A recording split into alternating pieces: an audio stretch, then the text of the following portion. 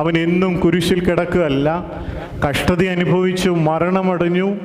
ആ കുരിശിൽ നമുക്ക് വേണ്ടി ഏറ്റ കഷ്ടപ്പാടുകളുടെ ചോരയുടെ മണമുണ്ട്. അവൻ്റെ വിയർപ്പിൻ്റെ നൊമ്പരങ്ങളുടെ അടയാളമുണ്ട്. എല്ലാ കഷ്ടതകളും ആ കുരിശിൽ നമുക്കടുത്ത് കാണാം. ചോരയുടെ മണമുണ്ട്, രക്തത്തിൻ്റെ കളറുണ്ട് ആ കുരിശിന്.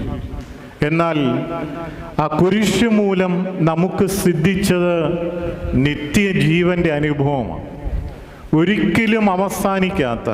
ഈ അടുത്തിടയ്ക്ക് ഒരച്ഛൻ പ്രസംഗിച്ചത് എൻ്റെ മനസ്സിൽ കൂടി കടന്നു വരികയാണ്. ഒരു മനുഷ്യന് ഏറ്റവും വിശിഷ്ടമായതെന്താ? അവൻ്റെ ജീവനാണ്. ഒരു മനുഷ്യൻ്റെ ജീവന് വേണ്ടി അവൻ എന്തും പകരം കൊടുക്കും. ആശുപത്രിയിൽ നമ്മുടെ പ്രിയപ്പെട്ടവർ ജീവന്